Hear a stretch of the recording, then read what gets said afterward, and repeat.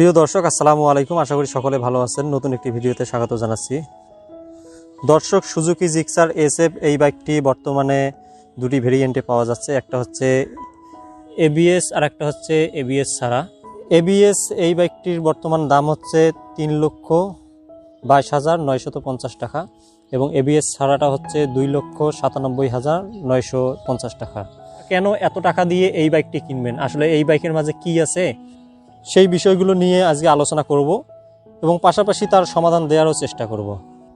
দর্শক, প্রথমেই আমরা আসি এই বাইকের ইঞ্জিন নিয়ে। এই বাইকের ইঞ্জিনে কিছুটা পরিবর্তন নিয়ে এসেছে। অর্থাৎ আগে যে বাইকটা ছিল ভার্সন 3 সেখানে 850 ml এর ইঞ্জিন অয়েল, ইঞ্জিন ক্যাপাসিটির ইঞ্জিন ব্যবহার করা হয়েছিল, কিন্তু সেটা এখন পরিবর্তন করে 1000 ml নিয়ে এসেছে। ফলে আগে যে হিটিং ইস্যুটা ছিল সেটা থেকে কিছুটা কমে গেছে।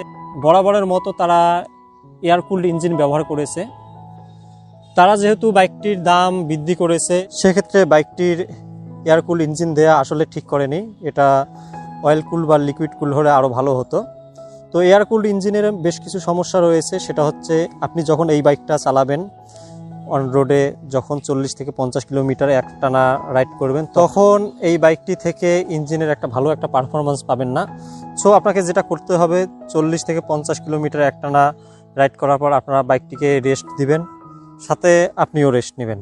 এই বাইকটি যখন লঞ্চ করে তখন এই বাইকটি থেকে আগের যে ভার্সন 3 ছিল সেই ভার্সন থেকে বাইকটির টর্ক কমিয়ে দেওয়া হয়েছে এবং ম্যাক্সিমাম যে পাওয়ার আছে সেটাও কমিয়ে দেওয়া হয়েছে।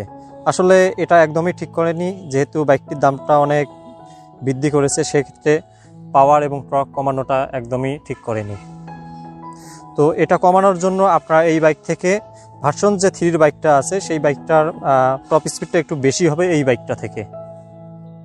দর্শক, আরেকটি বিষয় না দেখলে নয়, সেটি হচ্ছে এই বাইকটিতে সিঙ্গেল হর্ন ব্যবহার করা হয়েছে।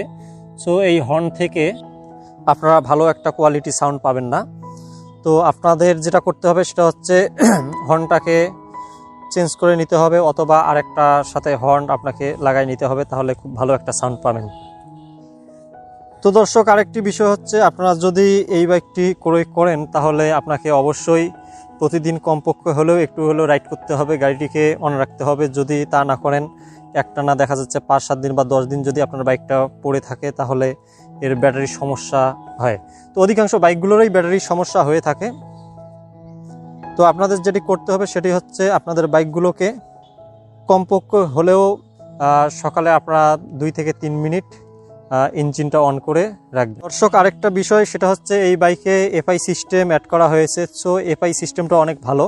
তো FI সিস্টেম হওয়ার কারণে আপনাদের যেটা মনে রাখতে হবে সেটা হচ্ছে, আপনারা যখন ফুয়েল এখানে ভরাবেন অবশ্যই ভালো ফুয়েল ভরানোর চেষ্টা করবেন। যদি ভালো ফুয়েল না ভরান তাহলে আপনার বাইকের FI সিস্টেম লস করবে। সো বাইকটা থেকে ভালো একটা পারফরমেন্স পাবেন না এবং অনেক মাইলেজ কমে যাবে। তো অবশ্যই আপনারা চেষ্টা করবেন অকটেন ভরানোর, কারণ সুজুকির অফিসিয়াল যে সার্ভিস বুক আছে সেখানে আপনাদের অকটেন রিকমেন্ড করেছে। সো FI সিস্টেম যে বাইকগুলো আছে সেই বাইকগুলোতে আপনারা অবশ্যই অকটেন ইউজ করে ব্যবহার করবেন।